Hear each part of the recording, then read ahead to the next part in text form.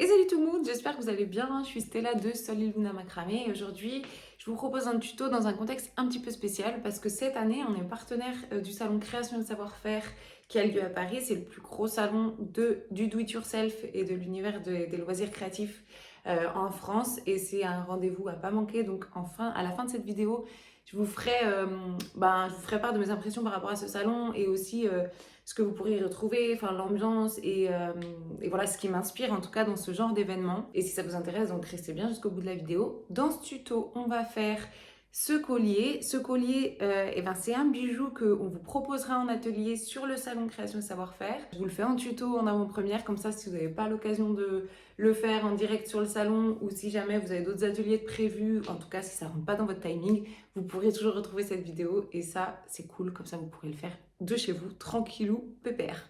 Voilà, donc il faudra pour ce tuto une petite pierre à sertir, une petite perle de 6 mm et puis quelques fils. Là j'ai utilisé du 1 mm, vous pouvez tout à fait l'adapter dans d'autres tailles de fils, ça c'est ok. Abonnez-vous à la chaîne si ce n'est pas encore fait, si vous voulez suivre nos aventures et les différents tutos qu'on publie assez régulièrement sur cette chaîne. Vous pouvez aussi nous laisser en commentaire vos impressions, partager cette vidéo si elle vous a plu et puis nous envoyer les photos de vos réalisations. On adore voir ce que vous faites quand on propose des tutos.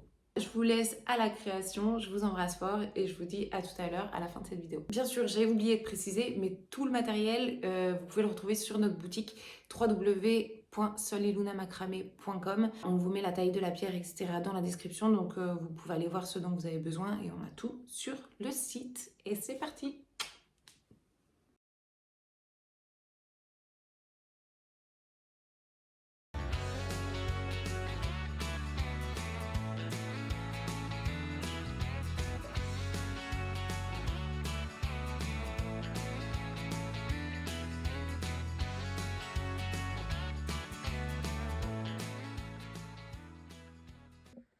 Ok, donc en premier lieu, vous allez aller sertir votre pierre pour avoir une jolie pierre sertie.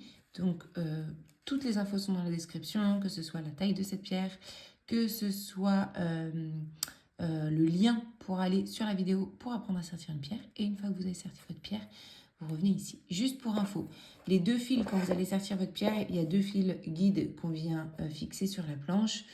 Pour ce bijou-là, les deux fils guides qui sont là, j'ai pris deux fils de 1,50 m chacun. Et le fil qui tisse, donc le fil tisseur qui va de droite à gauche sur les deux fils guides du sertissage, celui-ci, donc, et bien celui-là, je l'ai pris un fil de 1,50 m aussi. En gros, j'ai pris 3 fils de 1,50 m pour faire mon sertissage. Donc, je me retrouve avec 4 fils ici, parce que j'ai fermé avec un nœud central, donc mon sertissage derrière, puis devant. Et je me retrouve avec des grands fils ici. Et ça va m'être utile pour faire ce petit collier tout simple.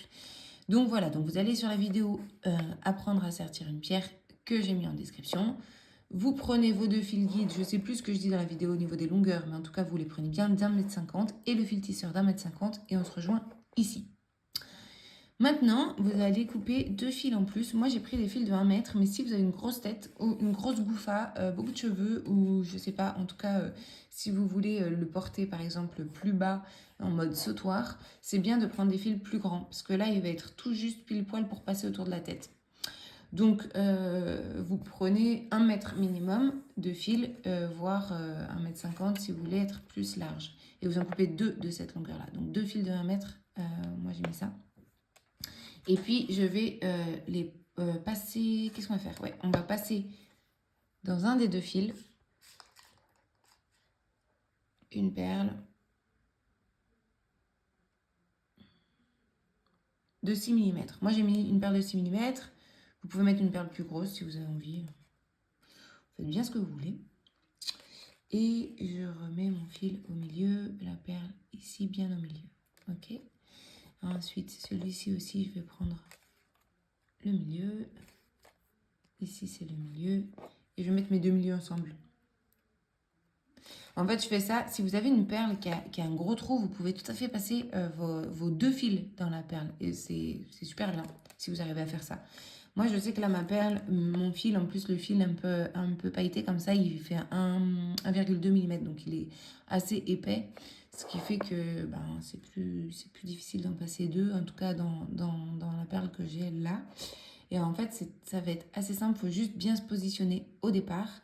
Donc mon milieu là avec ma perle ici et mon fil qui passe derrière, je les pose ici au milieu de ma pierre. Je viens coincer un côté ici. Je l'assure en mettant une deuxième pince ici et comme ça m'assure une bonne tenue. Et puis, je vais prendre ces deux fils-là, donc les deux fils que j'ai rajoutés. Et je vais aussi le fixer en bas de ma planche, ici. Comme ça, ils sont tendus. Vous pouvez aussi les tenir dans votre bouche, si vous voulez, dans vos dents. Comme ça les tend. En fait, l'idée, c'est que ces deux fils soient tendus. Et si jamais vous les fixez sur votre planche, vous pouvez mettre un petit briquet dessous, ici. Comme ça permet de surélever et de pouvoir passer dessous. Donc ça, c'est assez pratique. Et maintenant, je vais prendre donc mes deux fils qui sont là. Donc celui-là, c'est le fil de devant. Et celui-là, c'est le fil de derrière, du côté droit de ma pierre. Et je vais faire du point spiral autour de ces deux fils-là. Donc le point spiral, c'est très simple. Je prends donc celui qui est à droite. Donc j'en ai un à gauche, un à droite. Je prends celui qui est à droite. Il passe par-dessus mes deux guides qui sont là. Ensuite, oh là là, je m'embrouille. Il passe par-dessus, il se pose par-dessus, ça me fait une boucle comme ceci. Ensuite, celui de gauche, il vient croiser ici, je passe par-dessus ce fil-là. Et puis, je vais passer sous mon guide. Mon guide, c'est les deux fils qui sont là. Je passe sous mon guide et je reviens dans ma boucle. Dans la boucle du P, vous voyez, ça fait comme un P. Avec mon guide, ça fait la barre et là, ça fait le P et je repars. Je reviens dans la boucle de mon P. On va faire ça plusieurs fois. Donc voilà, le premier, c'est un peu délicat. On le serre du mieux qu'on peut. Mais voilà, pour l'instant, on ne voit pas encore trop la forme que ça donne. Mais voilà, l'idée, c'est ça. Ensuite, je refais un P. Je vais toujours faire des P en fait. Avec celui de gauche, je passe par-dessus. Et puis, je passe dessous. Et puis, je re-rentre dans la boucle de mon P. Et je resserre. Encore un P. Avec celui de gauche, je passe par-dessus ici. Je passe sous mon guide. Et je ressors dans la boucle.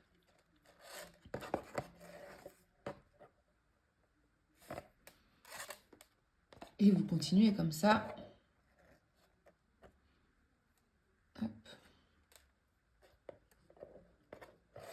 Et vous allez voir que du coup, votre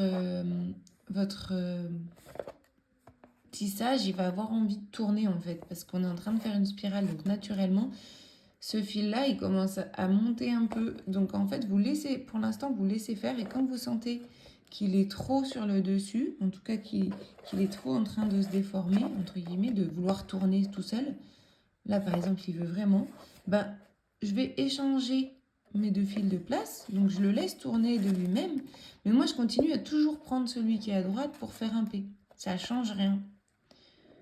Donc voilà, l'idée c'est d'essayer d'être bien régulière quand vous allez tourner et puis de toujours garder une régularité dans votre façon de serrer.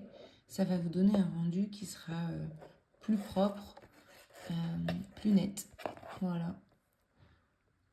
Et on a une spirale qui commence à se former doucement.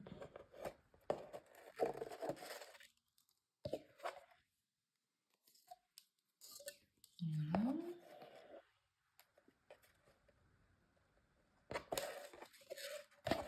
Et puis quand ça veut tourner, vous réchangez. Là, moi, bientôt, ça va.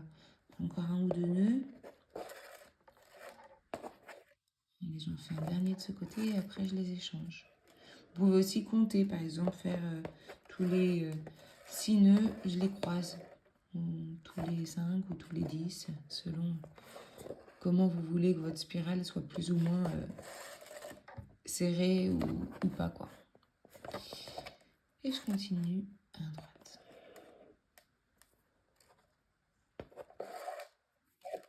Voilà, et vous allez continuer comme ça.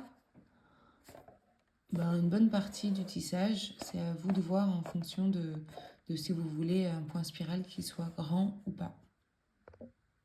Voilà, donc moi j'ai fait quand même une grande longueur parce que je trouvais ça chouette. Puis j'avais gardé pas mal de fils pour ça. Donc voilà, je me suis arrêtée. Il me reste pas beaucoup de fils. Je me suis arrêtée là. Et je vais retourner du coup le bijou.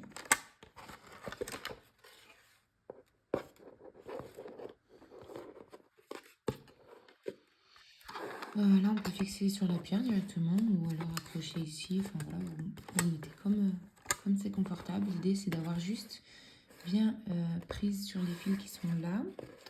Donc, je reprends donc les deux qui ont fermé le sertissage devant et derrière. Ceux-là sont mes deux guides. J'avance ma petite perle. L'autre fil, il passe derrière la perle.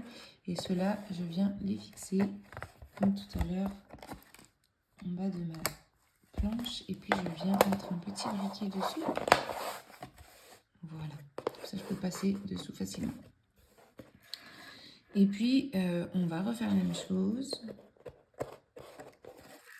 Mais cette fois-ci, on peut aussi se dire qu'on part notre spirale par la gauche. Donc, on va faire, plutôt que faire des P, on va faire des Q. Et ça nous permettra d'être symétrique. Donc là, vous voyez, la spirale, elle part comme ça. Si on le fait dans l'autre sens, elle partira comme ça. Donc, ça nous fera deux spirales qui partent de manière symétrique. Si on le faisait les deux en partant de droite, les deux, elles partiraient comme ça. Ça n'a pas beaucoup d'importance. Hein. Là, on est sur, sur du détail. Mais voilà, ça peut compter pour certains d'entre vous. Donc, on va faire ça. Puis, ça nous entraîne à faire les spirales dans l'autre sens. Donc, c'est cool. Donc, là, je fais un Q. Cette fois-ci, j'ai mes deux fils guides, ma boucle du Q qui est ici et mon fil qui est à droite, il vient par-dessus croiser là. Et puis ce même fil, il va passer sous mon guide et il ressort dans la boucle du Q.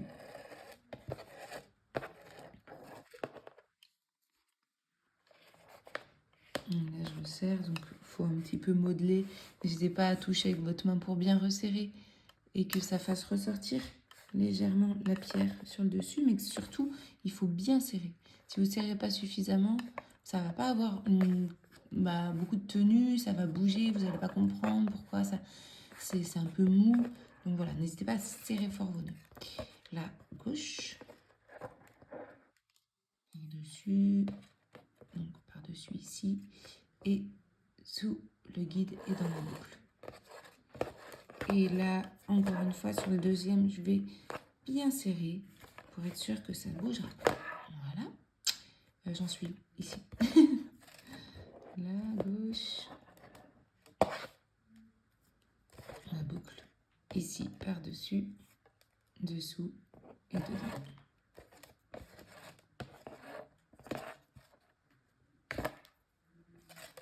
Par-dessus. Sous mon guide et dans la boucle.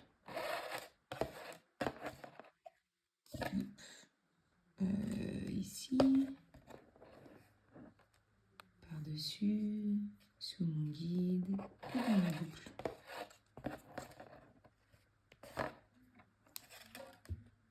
Dessus, je passe par-dessus, je le croise, sous mon guide et dans la boucle. Et là, si ça veut tourner, je le laisse tourner naturellement et je continue par contre à partir toujours à gauche. Bon, je pense que vous avez compris l'idée et vous allez faire comme ça. Hop. Pareil que l'autre côté, en fait, vous essayez de faire la même longueur. Je sais pas pourquoi j'ai dit longueur. Souvent, quand je fais des tutos, j'ai un petit moment où je craque. Et là, pourtant, il est vraiment pas long celui-là. Donc, je devrais plutôt rester sérieuse jusqu'au bout. Mais ça, c'est pas garanti. Allez, je vous laisse avancer et on se retrouve quand vous avez fini cette longueur-là. Voilà. Super. Donc là, je vérifie que j'ai à peu près la même longueur de spirale. Et c'est cool. Et je vais du coup... Ah, j'aime bien. C'est tout simple, mais franchement, c'est parfait, quoi. Là, en fait, ce que je remarque, le fil Linacita, en fait, cette marque de fil, c'est un fil qui est ciré. Et il y a certaines couleurs qui sont parfois plus cirées que d'autres. Et ça se peut que quand on serre bien nos nœuds, ça fasse un peu ressortir la cire. Je sais pas si on voit bien. En tout cas, il ne faut pas hésiter, quand ça fait ça, à donner un petit coup de flamme pour faire un peu fondre la cire et redonner du brillant au fil.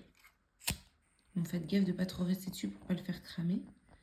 Mais moi, c'est un truc que j'aime bien faire. Je trouve que ça redonne un peu de peps et de brillant à la couleur. Voilà. Trop beau. Ah, elle va vite. Du coup, on va couper les deux fils que ce soit le côté, garder les deux grands ici. Donc là, tout simplement, vous venez les couper suffisamment à ras quand même. On va bien maintenir sur le côté et puis ramener la flamme juste pour faire fondre le petit bout là. Hop. L'autre côté pareil. En fait, plus vous allez couper à ras, moins ça va se voir, plus ça va être discret. Parce que si on laisse trop de longueur de fil, ça fait un gros pâté, c'est pas joli. Enfin, moi, j'aime pas trop.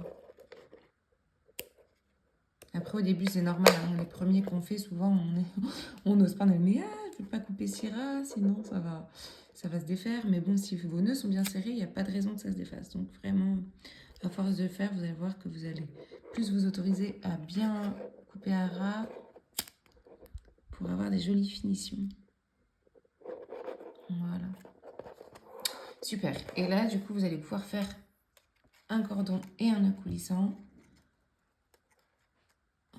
J'ai une vidéo pour ça, mais je vais vous le faire en direct. Comme ça, vous n'avez pas besoin encore de changer de vidéo spécifiquement pour ça. Donc, je viens bloquer ici. Et pour faire mon cordon, en fait, le fil, ce fil-là, le fil Nesta, il est aussi torsadé. D'accord? Donc, si je le dédouble, ça fait ça. Si je le resserre, ça... Voilà, il y a vraiment une torsade. C'est plusieurs brins, en fait, ensemble. Donc, je vais aller dans le sens de la torsade et faire en sorte de resserrer mon fil. Donc, je le resserre. Celui-ci aussi, je le resserre, je le tourne vers la gauche. Et ensuite, je le croise à droite. Je resserre à gauche. Ici aussi, je resserre à gauche. Et je croise à droite. Je resserre à gauche. Je resserre à gauche. Et je croise à droite. Je resserre à gauche, je resserre à gauche, je croise à droite. Voilà, je resserre à gauche, je resserre à gauche, je croise à droite. Et après, vous allez pouvoir évidemment aller un peu plus rapidement quand vous aurez pris le coup. Et vous formez votre cordon comme ça et vous allez jusqu'au bout du fil.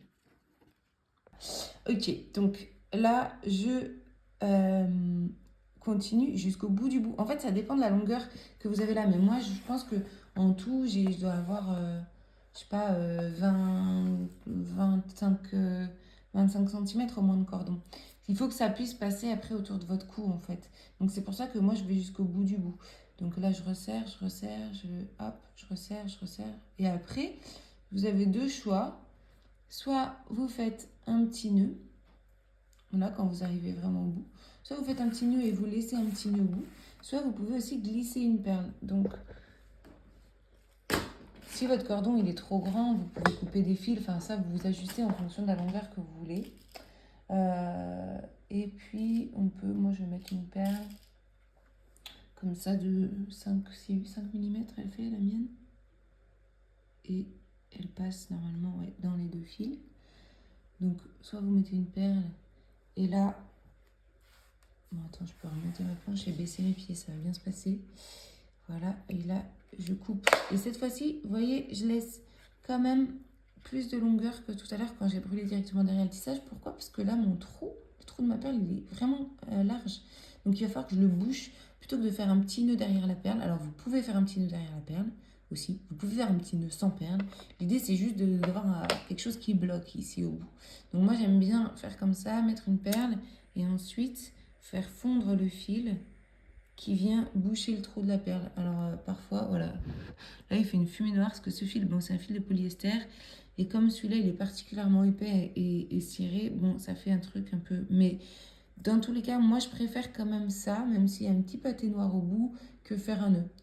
Voilà, je trouve ça plus propre, mais c'est vraiment des goûts perso, donc vous faites comme vous voulez, vous avez compris l'idée. L'idée, c'est juste d'arrêter votre cordon ici.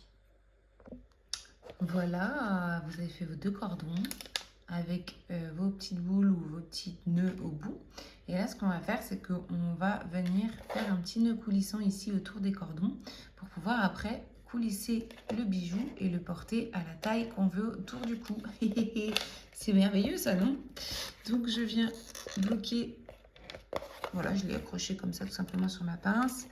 Je viens mettre mes 2 cordons ensemble ici.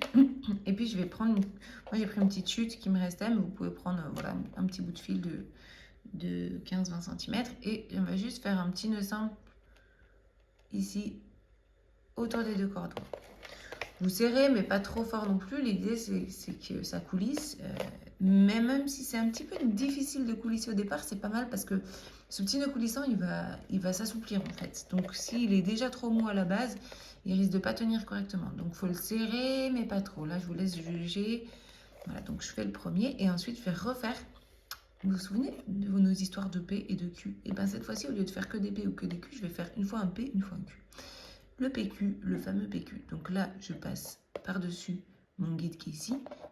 Ensuite, celui de gauche, il passe, il croise ici. Il passe sous mon guide et il revient à l'intérieur de la boucle. Donc là, j'ai fait un P, hein, si je ne me trompe pas. Je peux... Voilà, super. Là, je vais faire un Q. Donc, cette fois-ci, la boucle à gauche. Mon fil, il croise. Il passe sous mon guide et il ressort ici, dans la boucle. Et je resserre. Voilà. Et puis vous pouvez faire un deuxième P et un deuxième Q, puis ce sera bon. 4 nœuds, ça suffit. Hop.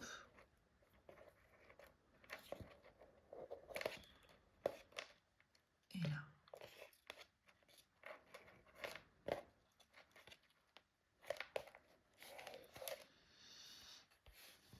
Donc une fois que vous avez fini les 4, comme ça, là vous vérifiez encore une fois que ça coulisse, parce que plus c'est serré, plus c'est difficile parfois de coulisser. Et on va faire comme tout à l'heure. Donc là je peux le défaire et on va couper et brûler ces 2 fils.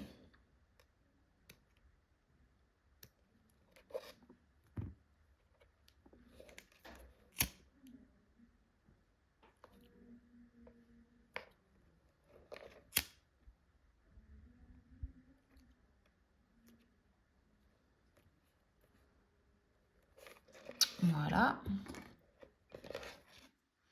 Et là je crois que c'est fini. J'ai bien l'impression. Hop. Ouais, super. Je suis trop contente. J'espère qu'il vous plaît autant qu'à moi. En vrai, moi, je trouve ça hyper beau, simple, délicat, parfait. Allez, il n'y a plus qu'à. Hein. Vous pouvez le faire en plein de couleurs différentes, avec des formes de pierres différentes. Bref, éclatez-vous. Et puis, envoyez-nous vos photos, parce qu'on est toujours ravis de voir ce que vous avez fait de nos tutos. Ça nous touche de voir la diversité aussi. Et, voilà. Voilà, j'espère que ça vous a plu, j'espère que vous avez kiffé, que vous allez pouvoir soit vous faire la maline avec votre beau bijou, soit l'offrir, et puis ça fait toujours plaisir de pouvoir dire ce truc-là de c'est moi qui l'ai fait, ça fait trop plaisir. Voilà, enfin je crois que c'est la plus grosse fierté depuis que j'accompagne des femmes dans la création de bijoux en macramé, c'est vraiment ce truc de j'ai été capable de faire ça, c'est moi qui l'ai fait. Voilà, le macramé ça reste quelque chose de vraiment simple une fois qu'on a compris la répétition du nœud. Et dans ce bijou-là, ça montre bien que voilà, c'est un peu toujours la même chose. Certes, ça, j'ai un peu plus complexe, surtout pour bien serrer ses nœuds et tout ça. Donc, si votre premier, il n'est pas parfait, soyez indulgente avec vous-même.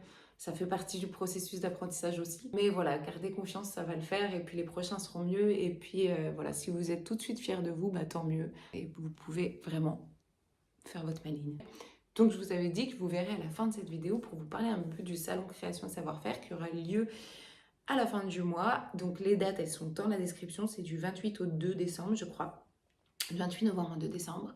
Euh, sur ce salon, en fait, ce qui est incroyable, c'est que c'est un salon qui est énorme et qui regroupe plein d'univers du do-it-yourself. Donc, si vous êtes fan de loisirs créatifs, si vous aimez faire avec vos mains et découvrir des nouvelles techniques, c'est un lieu parfait pour ça. Vous pouvez y aller et prévoir clairement votre journée parce qu'en fait, c'est hyper grand et tous les stands sont réunis par univers. Donc, nous, on sera dans la zone art du fil.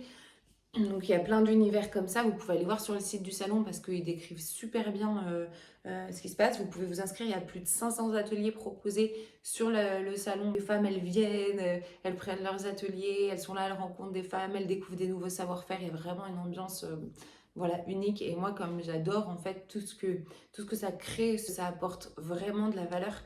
Parce que comme je disais tout à l'heure, en fait, ça nous permet de gagner en estime et en confiance en nous quand on arrive à faire quelque chose de nos mains. Et donc, le monde du do-it-yourself, je trouve qu'il est presque thérapeutique, presque de l'art-thérapie, quand vraiment tu rentres dans ta création, tu prends du temps pour toi, tu es dans une sorte d'introspection, le temps s'arrête. Et tout ce que ça crée chez ces femmes et tout ce qu'elles viennent chercher dans ce genre de salon, bah, c'est ça. Et ça nous fait un point commun, ça fait un point commun aux visiteurs. Et c'est ce qui donne énormément de sens à ce que je fais. Il y a vraiment une passion du fait main, du faire par soi-même, de connecter à sa créativité et tout ça. Enfin, moi, en tout cas, c'est quelque chose qui me touche beaucoup parce que c'est exactement ce que je fais dans mon activité avec le micro-macramé depuis que je fais de l'enseignement et que je transmets ce savoir-faire. Pouvoir aider les femmes à connecter à cette créativité, à la confiance qu'elles ont en elles-mêmes de pouvoir faire par elles-mêmes. Tous les ateliers qui sont proposés sur Salon, ils sont aussi dans cette dynamique de vous enseigner un savoir-faire qui va vous permettre de rajouter une corde à votre arc et aussi de vous rendre compte que vous êtes capable de faire plein de choses différentes et ça c'est vraiment ultra riche. Voilà, il y a plein de choses, je vous invite vraiment à aller voir sur le site du salon. Il y a aussi le village des créatrices, l'animation, il y aura des influenceurs qui seront là pour une soirée spéciale. Enfin, c'est vraiment ultra riche. Donc cette année, Polydéalistes représenteront Soliluna et si vous avez envie d'aller les rencontrer, n'hésitez pas. On aura des ateliers toute la journée sur notre stand et puis on aura tous nos trésors et nos kits do it yourself pour apprendre directement de chez vous le micro macramé. Bref, on a d'y être et puis on espère que vous serez au rendez-vous. Plein de gros bisous à vous et à très bientôt. Bye bye. Oups, j'avais oublié de te dire, on a fait un jeu concours sur Facebook et sur Insta. Donc tu peux aller nous rejoindre soit sur Facebook, Sol Iluna Macramé, soit sur Insta, Sol Iluna Macramé. Et tu peux tenter de gagner tes places pour le salon. Et plus encore, si tu veux gagner un atelier pour apprendre à créer le bijou que tu vois dans la vidéo, eh bien rejoins-nous.